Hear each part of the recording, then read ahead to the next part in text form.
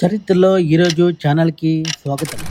తెలుగు సినీ ప్రపంచంలో తక్కువ కాలంలోనే మంచి గుర్తింపు పొందిన యువనటి ప్రత్యూష తన అందం, సహజమైన నటనతో ప్రేక్షకుల హృదయాల్లో స్థానం సంపాదించారు. కానీ ఆమె జీవితం అనూహ్యంగా ముగియడం సినీ పరిశ్రమను దిగ్భ్రాంతికి గురి చేసింది.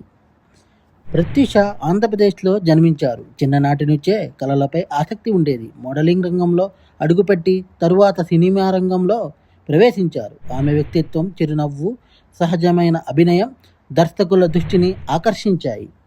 2000 సంవత్సరంలో ప్రారంభంలో ఆమె తెలుగు సినిమాల్లో నటించడం ప్రారంభించారు. యువతకు నచ్చే పాత్రలో కనిపిస్తూ చిన్న కాలంలోనే మంచి అవకాశాలు పొందారు. కుటుంబ కథా చిత్రాలు, యువత ఆధారిత సినిమాలు, సహజమైన పాత్రలు.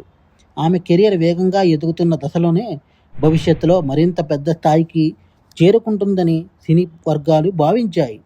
2002 సంవత్సరం ప్రత్యూష అకస్మాత్తుగా మరణించారు. ఆమె మరణం చుట్టూ అనేక అనుమానాలు, చర్చలు, దర్యాప్తులు జరిగాయి.